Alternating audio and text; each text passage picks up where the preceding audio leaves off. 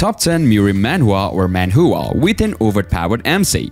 Mirim is a genre of Korean manhwa and anime that takes place in an ancient, mythical kingdom. In Mirim, people practice martial arts, including powerful techniques such as fighting with swords, spears, and bows. Have you ever read a manhwa that is so good that you never want to put it down and also expects you to visit it daily? The best of them are always overpowered and packed with action scenes. These 10 manhwas not only do that, but they also make you cry in some rare cases. Okay, then shall we begin with a banger intro?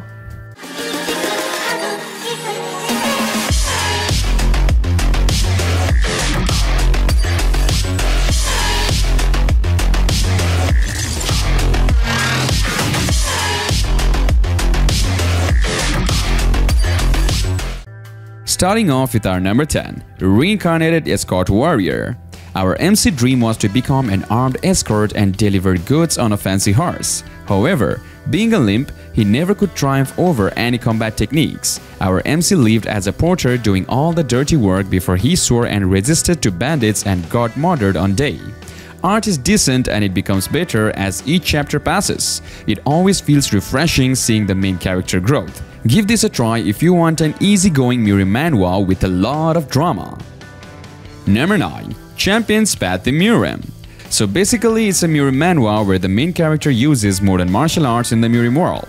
He's crazy for fighting and he is also kind of overpowered. Side characters have some personality to them. A living legend in the realm of mixed martial arts, the champion, Kim Sang-hyuk, was somehow reborn in the Mirim world as the youngest son of Kim Ho-jong. This time, he will forge a new legend in Mirim. Against the backdrop of martial arts and untrained fighters scattered around Mirim comes an oddity trained in boxing, taekwondo, muay thai, wrestling, jiu-jitsu, capoeira, judo, and a variety of modern martial arts, ready to shake up the Mirim.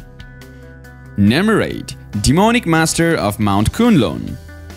The true heavenly demon served as the young leader of the demonic cult for 100 years because of his father. The cult leader lived a long life. However, after inheriting the cult leader's position, which he did not desire, he died after just 1 year. But when he woke up, he was now a baby. He was abandoned on the roadside, but he was picked up by a Taoist from Kunlun, a sect belonging to the Justice faction. That's when he became Jungwang, the youngest pupil of Jeong Jabe. As he died of natural causes in his previous life, he didn't have any grudge. He was more curious about a life with warm relationships among people instead of a bloody one. He couldn't enjoy his previous life because he was busy cleaning up his father's mess, so this time he's gonna live for himself. Overall, it's really a good Mirim manhwa to read. Number 7. Demon in Mount Hua. Yeom-si-aek, Slaughterer Demon Monarch, is the biggest enemy of the whole Mirim. It's been 100 years since he was trapped in Mount Hua after being captured by the sword god Han Ho. He waited all these years for his chance to seek revenge. The long period of time caused this incident to be forgotten by the world, and eventually, even the Slaughterer Demon was forgotten. But after some coincidence, people started thinking of him as the sword god Han Ho who imprisoned him. At the end of a vain journey, an unexpected path branches out of the Slaughterer Demon. This manhwa is a little bit different from normal Mirim manhwas, which is more focused on the drama and training theme of a sect. There are only a few fight scenes here and there. The art is decent for now and also side characters are well written and the world building looks good for now. The personality of the main character is also good. Overall, it's a solid raid. Number 6. The Reborn Rancor Chronicles. What we see here is that the MC gets reincarnated into a Mirim world from a hunter society with his system necromancy skills intact with him but gets reset. Kang Tae-hya, who was one of the 5 SSS class hunters in the world. However, since he has served his purpose for the corporation now, they want to get rid of him. So they sent the Green Guild to get rid of him. Finally, he was killed after a 6 months long fight. Then he got reincarnated inside the Mirim world in the body of a young master named Liu Xingyun. Surprisingly, he can use his necromancy skills from his previous life as well as the Mirim skills from his current life, and on top of it, he also has a system that helps him grow faster. The art of this manhwa is top-notch. Plus, it's definitely a good one for those who love reincarnation and Mirim genre. Moving on to our number 5, Star of the Overlord. Up to this date, I have read 43 chapters. The pace is great. The story is steadily building while letting you imagine all sorts of different possible developments, and it makes it even more exciting. The mighty Crimson Star of the Supreme Ruler has appeared. The child who receives the energy of this star would grow to become the Supreme Leader and also become the legendary star that will rule over the world. There can only be one Supreme Ruler. The intense aspirations and love that take place while fighting for that one position and numerous last-minute schemes and betrayals. Who will become the owner of the Supreme Ruler star? I personally have really high expectations from this series. It has the potential to become a banger. Number 4. Reborn as a Sword God. Pretty solid so far from what I have read. Still a little hard to tell how the story is going to unfold, but since the MC has some knowledge about the future of the world that he entered, I think it's pretty safe to say that he at least knows what he's doing. After a lots of hardships and nights of blacking out, our main character finally got his job as a 7th grade civil servant.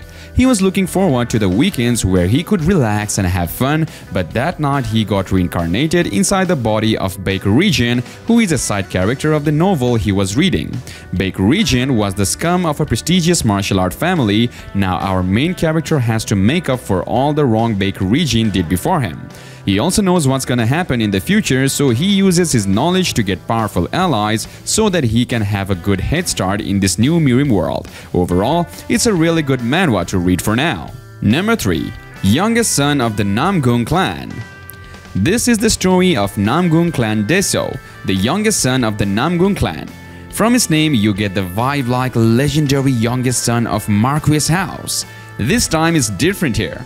Our main character is the youngest son of the world's most powerful person. Even if he is the son of the world's strongest person, except for his 3 siblings, he doesn't have talent for martial arts. So, after losing his Dantian in the competition for the position of Vice Patriarch, he meet Old Man in an inn, where he was drinking wine, and Old Man talk about his past and tell him about his newly created martial arts which can regress you to the past. But main character thought he was bluffing and left. But then he faces an unexpected death out of nowhere and regresses into past. After returning to the past, what will other main characters do?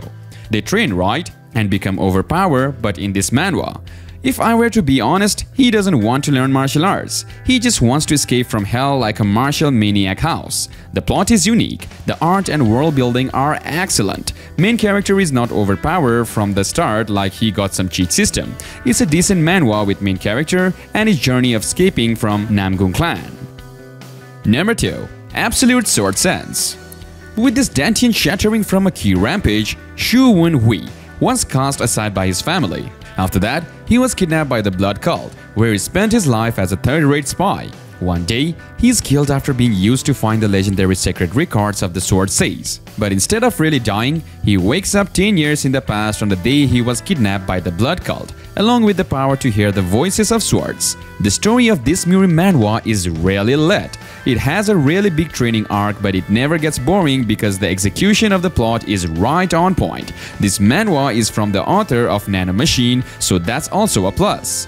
World building is also looking good for now. This manhwa is a must-try for all Mirim manhwa fans. And finally, number 1. Sword Fanatic Wanders Through the Night. The main focus is on MC and his life, revenge-based manhwa where the MC is OP and ultra badass. Despite being an orphan, Jin So-han was taken in by the Crescent Moon Sword dance group and spent his childhood with those women. But one day, Poison Demon, one of the 4th grade evils, recognized So-han's special physical characteristic and kidnapped him. In the end, after various experiments by Poison Demon, So-han was raised as his disciple. 10 years later, he tried to look for any trace of the Crescent Moon Sword dance group, but they had already disappeared at the hands of the Dark Path, which had control over his hometown. If you want some Mirim manhwa where MC is ruthless and OP, then it's a must-read manhwa. So ladies and gentlemen, we conclude our today's list with that. But before we leave, make sure you leave with a thumbs up to the video. We really work hard for bringing content for you guys. Therefore, a like to the video will be really motivating. If you have any sorts of queries or suggestions, the comment section is always open too. Also, make sure that you are subscribed to us so that you won't be missing out on any of our updates, and we assure you to bring more quality content in the future times. Till another one, see ya and goodbye.